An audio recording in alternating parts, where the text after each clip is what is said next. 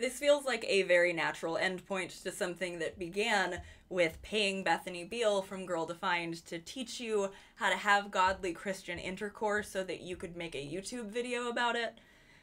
I think ever since that seal was broken, we've been on a train track headed towards this, though even when I was first complaining about this back in April, I couldn't predict this as what feels like such an obvious inevitability. But, of course, we are now making reaction content about conversion therapy, because of course we are. Hey, I'm Ophi YouTube Videos. I am a feminist and a lesbian, and I make conversational commentary videos about both of those things.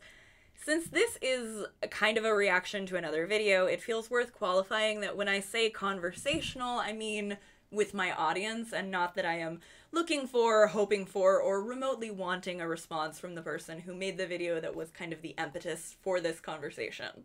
Honestly, I watched the 2.5-hour long video, and the majority of the talking points that I have are things that I already wanted to talk about in regards to somebody choosing to do this before I gave the video a chance.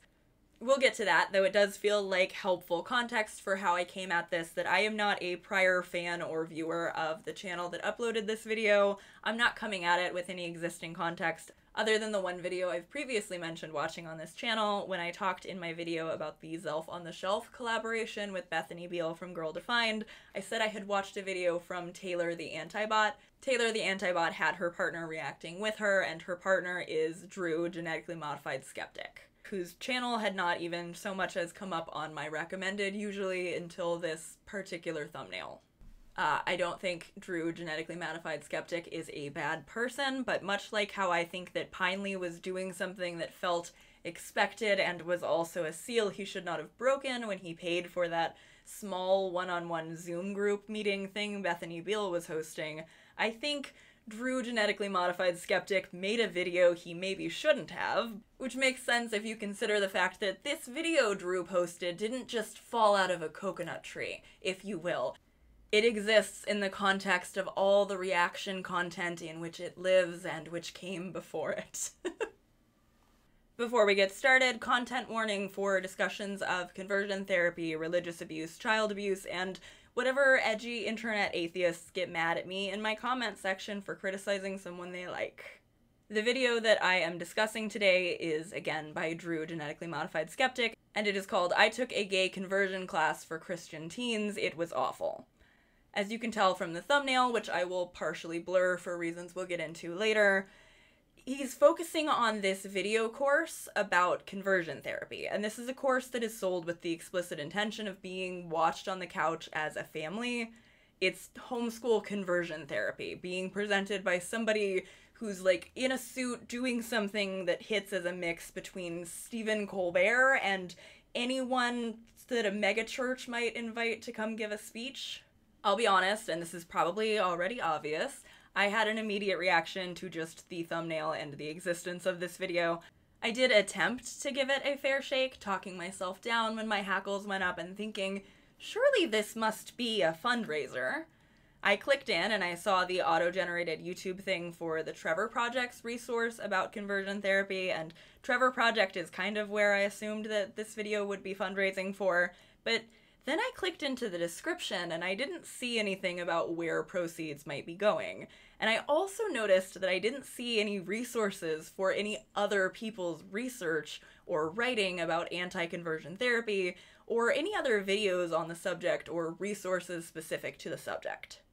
Of course, Drew, genetically modified skeptic, does link for resources for atheists in need in his descriptions, which include help to find a secular counselor and a link to a couple different organizations that provide help with deconstruction. I think these are good, but they're linked to in all of his videos, and they're down where all the stuff that's always linked is. So I think not linking to any resources specific to this video about conversion therapy is definitely a really huge missed opportunity. And an opportunity that's missed so much that it makes me question what the actual thesis behind this video was to begin with. This is why, even though Drew, genetically modified skeptic's video isn't a guy sitting there in a small rectangle watching somebody else's video style reaction content, I don't feel bad about referring to this as reaction content. To me, this feels like reaction content in that there's not really a structure for this video that would exist without getting access to and providing a recap of this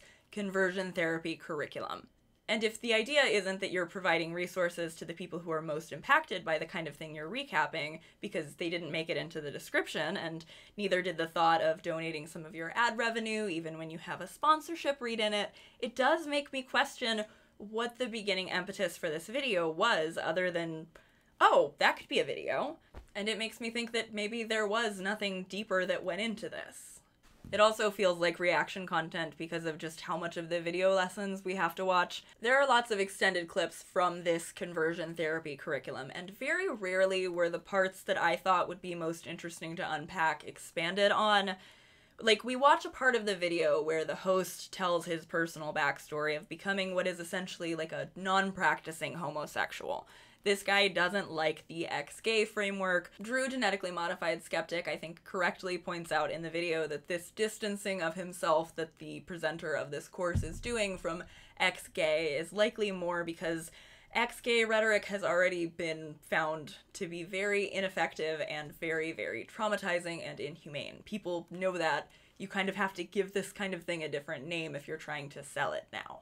But the host of this Pray the Gay Away crash course did once live his life as a gay man and now lives his life as a man who believes that men shouldn't marry each other and also that anybody should only ever have sex in marriage. He's never married a woman and doesn't seem to have plans to. He doesn't like being called celibate, he doesn't like being called an ex-gay, but like put all the ingredients in the pot and you have a celibate ex-gay. And now I didn't truly expect Drew to dig into this given that this is a video by a straight person, but I think there is an interesting discussion to be had given the inclusion of the presenter's HIV positive status in his initial testimony. Something Drew shows us because he shows us so much of the course, but that there's a big empty gap where, you know, obviously it doesn't change any of the harm that this man is perpetuating with what he's spreading and monetizing, but isn't it at least worth half a second of conversation about? Following the AIDS crisis and the trauma of watching so many of their friends become sick and pass away from an illness that was so poorly understood or treated, many gay men did adopt celibacy as a lifestyle choice in ways that extended far beyond HIV being made more treatable. There are, of course, asexual gay men who wouldn't have been interested in having sex with or without the AIDS crisis, but a lot of people who did previously enjoy having sex have kind of had a shift in their own personal willingness to engage that way based on the trauma or baggage surrounding HIV or AIDS. This is a known phenomenon. A famous example is Tim Gunn from Project Runway. He spoke about this in 2012, saying at that point that he hadn't had sex in 29 years and didn't feel like any less of a person for it. And he explicitly tied it to the burgeoning AIDS crisis in this interview. Of course, there is no reason that gay men or people who have sex with gay men or people who are at risk of contracting HIV have to abstain from sex. Like, even during the AIDS crisis, activists were making the argument for what they called safer sex, the use of condoms. And now there's even more that can be done, both pre and post potential exposure to the virus, to maintain your safety if you're engaging in sex that may put you at risk of contracting the virus. But to me, this idea of you shouldn't have sex for your own good, existing both within secular gay people and within this religiously motivated prescriptive celibacy, that's interesting. It's something actually interesting to think about and talk about, right? At least it merits a discussion or a mention, but it didn't really come up in the video, even though, like I said, we did get the story of the presenter's HIV diagnosis, and we can see how that clearly impacts the distortions that the presenter has on the world. And of course, that you shouldn't have sex for your own good idea ties very neatly into a worldview where there is a god of the universe who doesn't want you to have sex for your own good. Of course that's easy to believe and to buy into, and the kind of distortion that somebody might believe about themselves on a deeply held enough level that it makes other things that shouldn't be accepted fall into line.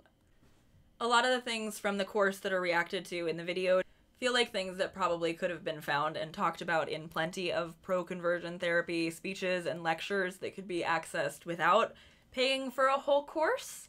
Again, I'm feeling like the issue is that he wanted to provide a recap and didn't really care so much about like picking one or two arguments that would be really particularly persuasive in the front half of the video rather than just kind of arguing with some things.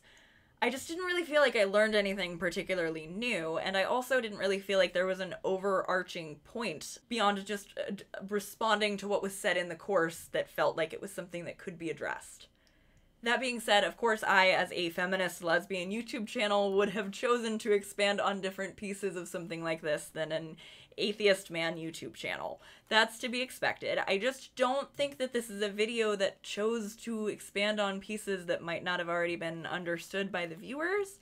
And again, like I said about just questioning the intention of a video, it's fine to know that you're really only talking to people who agree with you. That's why I call myself a feminist right off the bat, baby. But I think you should be worried about being useful to those people who already agree with you when you're speaking to them. And that's kind of why I separated out the front and the back half of this reaction video here. Because again, I wasn't like learning things that felt particularly new to me, and I don't disagree with anything that Drew says to argue with the anti-trans rhetoric in the back half of the course, but I just kind of kept feeling increasingly bananas every time that this man kept referring back to his own video as a resource on anti-trans bigotry rather than linking to anybody else's writings or videos on the topic. To be fair, he does recommend a book in the very conclusion. He recommends the book Lies with a Straight Face by Wayne R. Besson and says that the video was inspired by that book. Though, you know, I just feel like there was some backwards engineering that was made to get there. Even if there was always an idea of, I want to make a video like Lies with a Straight Face, why did it have to be paying $20 to sit through and then discuss conversion therapy content? And also, maybe people are more likely to listen to him talk about these issues than they would be to go specifically seek out a trans person. But a lot of those same people might, I don't know, follow his recommendation if he linked to somebody like Caelan Conrad, who is a trans person who has also spoken about conversion therapy in multi-hour videos and has done that without directly funding conversion therapy programs. In the grand scheme of things, and I did go to the website of this conversion therapy program to check even before Drew Genetically Modified Skeptics said how much he paid for it in the video, I'm aware that $20 is not a lot of money. I'm also aware that it may feel to many people like the equivalent of just buying a book to research a video, or that it might just not strike some people the same way that it struck me. But that's $20 that he paid for something that people actively use to abuse their children. And as far as I'm aware, there wasn't even some kind of symbolic offset donation made to somebody who might try to help those abused children or children like them somewhere else. You know, I could compare to Rachel Oates, who has reacted to Bethany Beal's courses or bought fundamentalist content in order to respond to it in her videos, but to my knowledge, at least as far as the ones I've watched, she seems pretty consistent with donating both from her own money to offset the initial investment for the video and from the proceeds of the video. I'm not saying every single video that you make needs to be some selfless fundraiser, but I think when you paid money to somebody doing something evil so that you could make a video, and then that video started off with a sponsorship read that somebody paid you to do, and you can assume that you're making a couple $100 from that, and you're probably going to do pretty nicely on ad revenue if you're netting tens of thousands of views within 12 hours.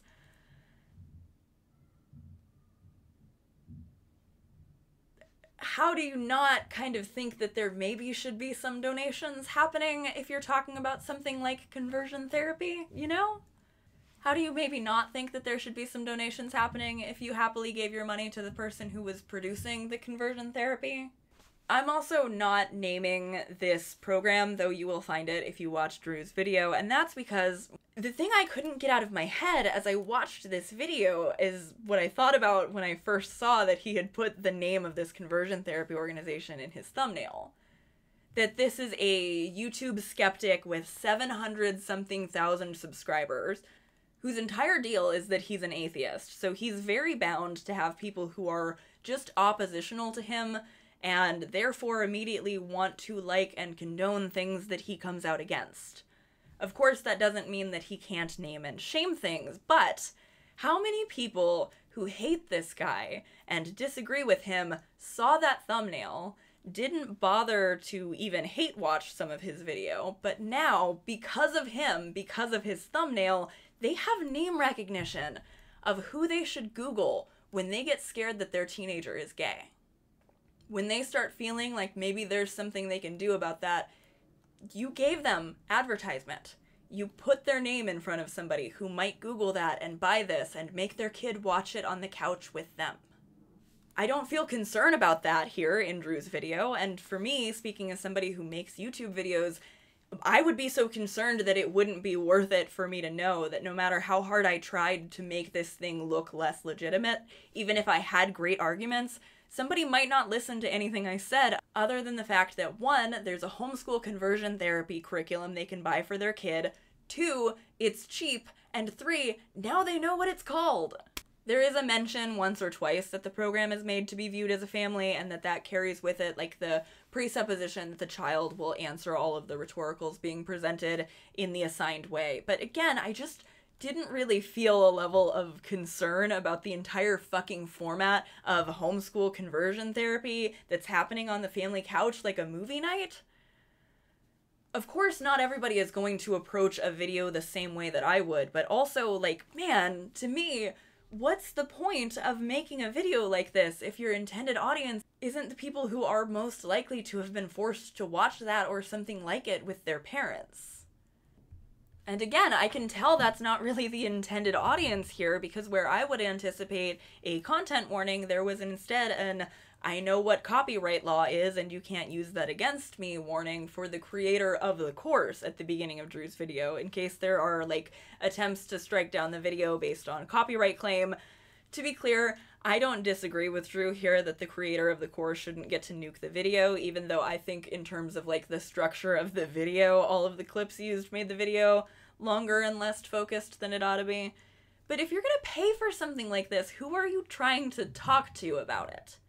If you're talking to people who would have been hurt by it, they might have gotten specific links in the description for them. They might have been represented by a guest on the video who was impacted by this kind of rhetoric. I guess I would just feel different about somebody paying $20 to watch this class if they were also donating to a cause and offering a video that intentionally was seeking to provide relief to people who were impacted by this. Even if just emotionally, even if just by making a video that's like, hey, if you're a teenager and your parents made you watch this with them, that's wrong and this is why. But if you're talking to people who already agree with you, though, what you do instead is you hit the talking points, you refer back to your own content so that you can create a feedback loop where they watch more of your videos on the subjects instead of anybody else's, so that you get more ad revenue and more watch time on your channel. And you heart react people in your comment section telling you how happy they are that you went gay mode for them. I mean, the video didn't come out during Pride Month, I guess. There's at least that. You know, that getting a heart react tells me that it's because the creator of the video might be glad that people who watched it saw what he wanted them to, himself as an ally. But is this allyship, though?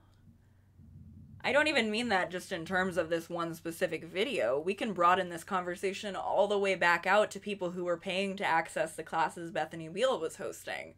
Is it allyship to the women being most hurt by that rhetoric to make a video about the class they're taking and how harmful that could be to them? Or are we turning them into a zoo exhibit when we do that?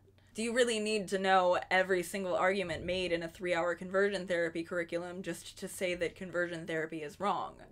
Is there a way that you can present that where you're not paying someone to tell you what you're about to tell your audience is wrong? Has this guy never given a lecture that you can find on YouTube and respond to? Does Bethany Beal not have enough content on her Instagram and podcast and books? Do we really need to circumvent paywalls just for the sake of thoroughness? And at what point do we realize that maybe driving traffic to these people isn't worth it, even if it does drive traffic to ourselves as well?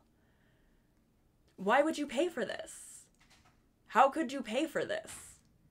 That question of how you could pay for this is kind of why I wanted to make this video in the first place. It's an answer I just can't come up with.